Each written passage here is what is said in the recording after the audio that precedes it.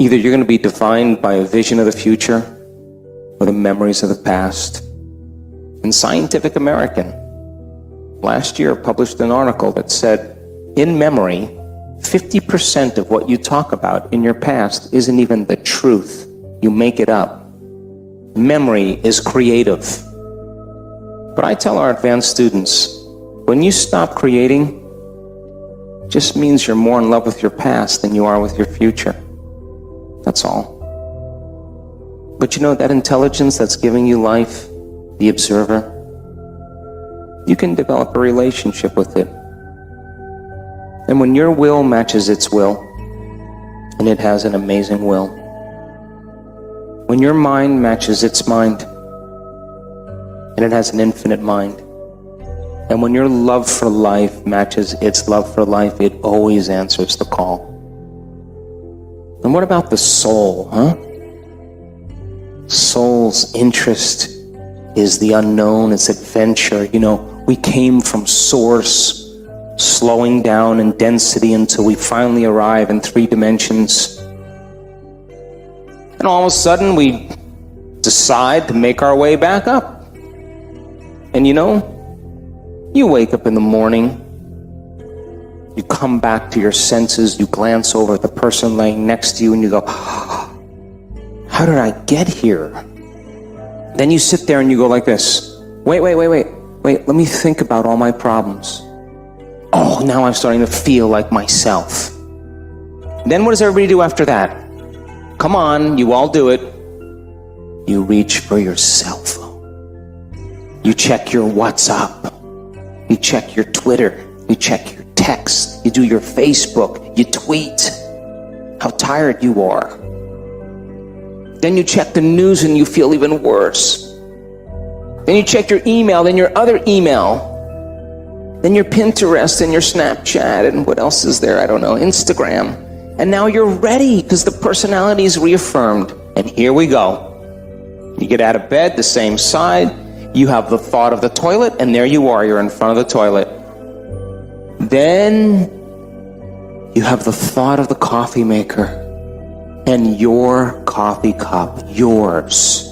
Nobody drinks coffee out of that cup.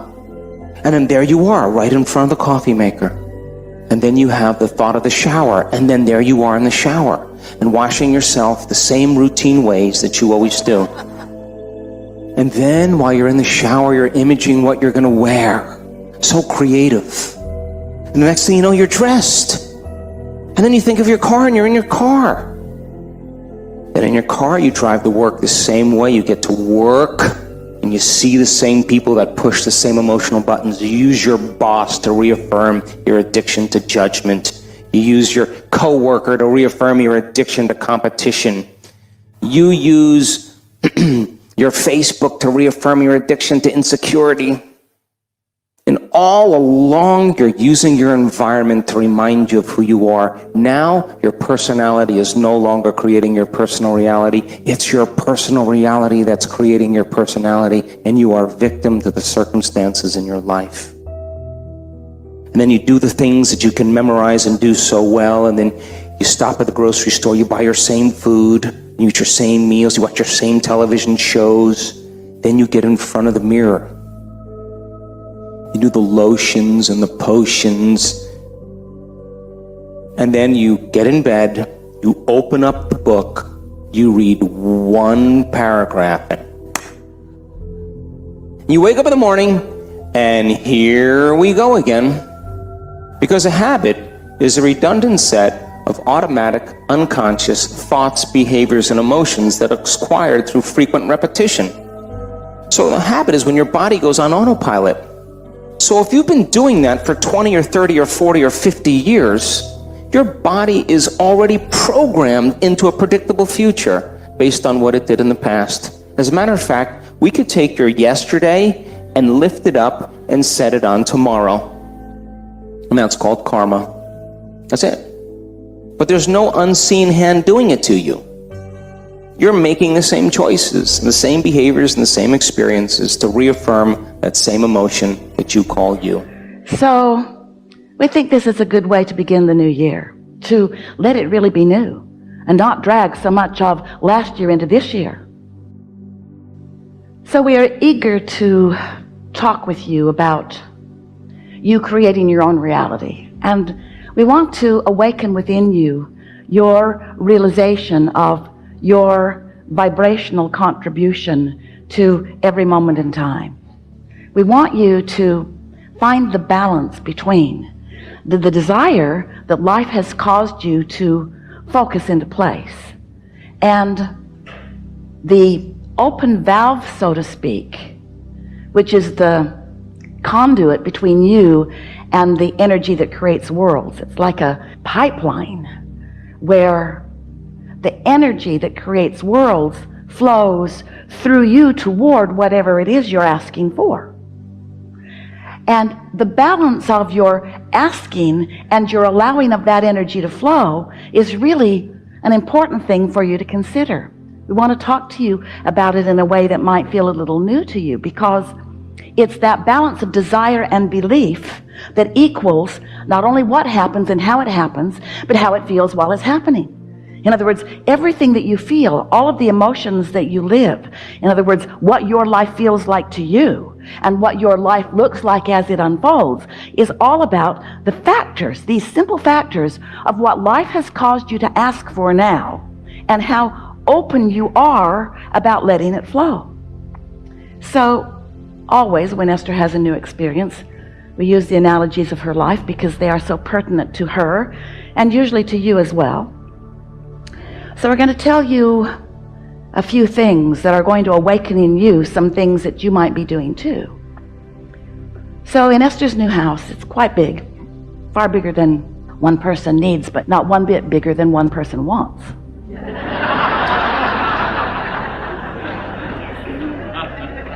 So here it is, and now it's the day that a photography company is coming to take a picture of the award-winning pool. It has a fire feature. Push a button, and fire happens. Esther was very eager. She had not seen the fire yet. She was standing inside. She took her place inside her living room, looking out across the pool. And when the fire came on, it was beautiful, but it made a sound in the attic, a sort of howling sound. Well, when something howls, there's usually something wrong. So she went outside and she said, might want to turn that off. I think the house is going to blow up. I don't know what's happening, but maybe somebody wants to go up in the attic and see. So someone went up in the attic and the gas line was straining. It was obvious. Well, that was not pleasing. And so the contractor came, a lot of people came, and began speculating what was going on. But the general consensus was there was not enough gas going to that fire feature. It wanted more than the pipeline could provide. So it was asking for more. So Esther is just thinking, you guys are stupid. You should have thought that through. There are calculations. This many things needs this much gas, and those pipelines need to be this big, and so forth. She tried to be nice, and mostly was, as they explained to her, there were only a few interior walls that would have to be removed. And Esther explained to them there were going to be no interior walls removed. Tear out the outside of the house, but don't mess with the inside of the house. And then she decided to just cool her jets, because she could feel that she was going off the deep end and that no good was going to come from her involvement in this. And now it's right before the holidays. Nobody wants to do anything anyway. And so Esther just decides to chill and let the universe take care of it. Those were her empty, hollow words that she was speaking to. So then she's enjoying her house. Everything else works as long as she doesn't turn on the fire or the pool heater or the outside fireplace. few things. Everything inside is working. So then, the next day, or the day after the next day, she's standing in her living room, and she has really a strong impulse to step out into the front yard. And as she does, she hears a strange sound, not so different from the sound that she'd heard before, except it's outside rather than inside. And so she stood there and realized that it had something to do with the sprinkling system, the underground system. She stood there long enough that that zone turned off, and when the zone turned off, the sound went away. It wasn't a sound of water running. It was a sound of something straining. It was a sound of something odd. It was a sound of something going wrong. So she called and left a message, and then didn't worry about it. It's winter. Nothing really needs water out there anyway. Something to think about later, though. And then a day or two later, a man came to teach her pool school. He's going to show her how all the buttons work, and he's a lovely man, and she learned about her new swimming pool. And as he was getting ready to leave, he said, "Oh, I noticed that you have a broken sprinkler down on the back of the property." And Esther looked down, and sure enough, there was water bubbling up out of the ground. So she called the landscaper, who was in the area and was there in 2 minutes, who called the sprinkling company, who was also in the area and was there in 5 minutes. And so within 7 or 8 minutes, there were people there to deal with this broken sprinkler. Turned out the sprinkler wasn't broken. It's just downhill, and the system had just turned off, and water was just draining out of that. But now they're there. And so Esther says, "Oh, I have a question for you. Can you turn on whatever zone makes something happen out here in the front?" And so they did, and that sound came. And Esther said, "Does that sound normal to you?" And they said no. And so they were there for a while and figured out that someone had wired 2 zones together so that when either zone was calling for water, both zones were calling for water, and there wasn't enough water for both zones. And so the demand was greater than the supply. You getting a theme here? The demand is greater than the supply. What does that mean to you in terms of creating? Well, it meant something to Esther. I have desires that my open valve isn't supplying, which means my valve is not as open as I think that it is. I'm asking for more than I'm letting come through. I've got beliefs that are blocking my own desires. That was a shocking thing for Esther to hear. She didn't want to admit it. She didn't want to own that. She doesn't want to have a desire that's stronger than her ability to supply it, because she knows the supply is always there and no one is holding back from her supply. She just might have the valve pinched off with some belief that it needs to be harder than it needs to be. You see what we're getting at? And so that really is a wonderful way to understand creation, because when you ask, it's given every single time. The question is, are you letting what's being given in? Or do you have beliefs that have got it choked off in some way? And so if what you're asking for isn't coming easily, you've got it choked off, because you are supposed to be able to ask and it is given, and you're supposed to be able to let it in. Unless you've had past experiences that you keep practicing.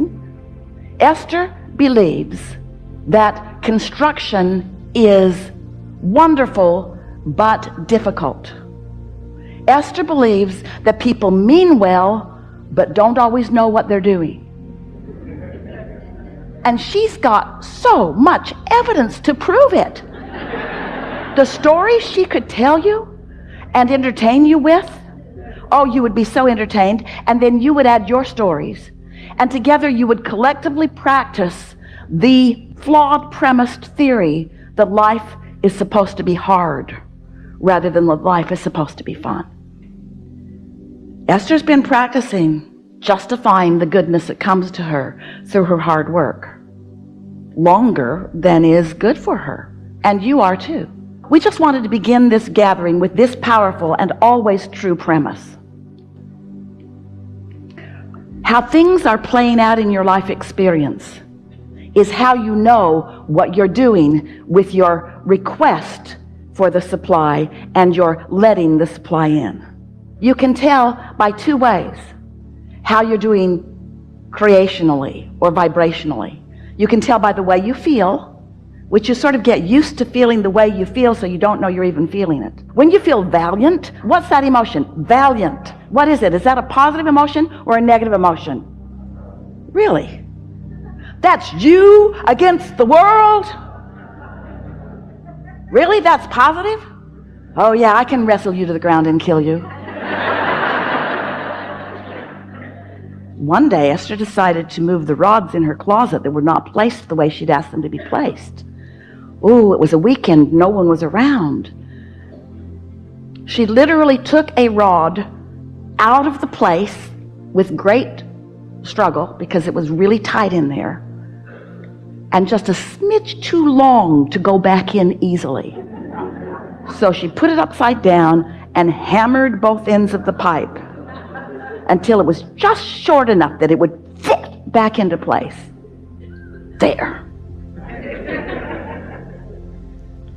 And then she thought, oh, I might be banging it into place. Could have just waited. A nice strong man would have come and done that for me in 2 days. Except I wanted to do it today because I wanted him to be wrong. Told him it was too long. All 27 of them. Told him it was too long, but they know better. So we're sort of throwing Esther under the bus here a little bit, along with all of the rest of you, because we want you and Esther to give up your need to justify the good that comes to you through struggle. And when you give that up, then you will bring less struggle forward. And when you bring less struggle forward, you'll be cleaner in your now. And when you're cleaner in your now, then things will unfold more easily for you. And so today, let's just talk about your desire, which is your demand.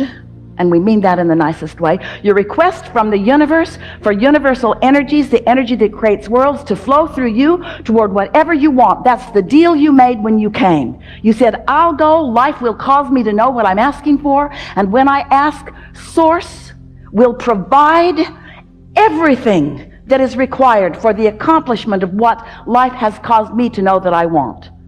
That's how it is. And then there's one more little thing. In other words, that's step one. And that's step two. You ask, Source supplies. Then there's step three. You got to be soft about your expectation of things working out for you. You've got to give up the struggle. You've got to stop trying to prove your worthiness. You've got to stop comparing yourself to any others. You've got to let the competitive feeling go. You've got to accept your blessedness and just let proof of your blessedness flow to you and through you with ease and flow. And much of the world is not going to understand how blessed you are, because they're going to be standing in a place of not feeling quite so blessed. And people who don't feel blessed resent those who appear to be. But just because they haven't figured out how to get their valve opened doesn't mean you should pinch yours off so that they feel better.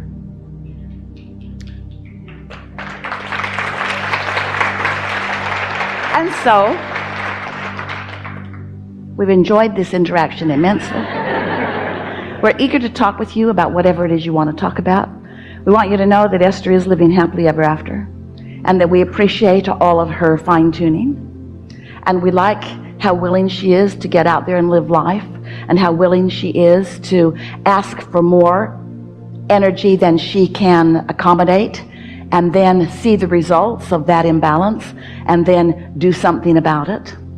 That's the dance that you're all playing. It's the balance between desire and belief, desire and belief, desire and expectation, asking for it and letting it flow.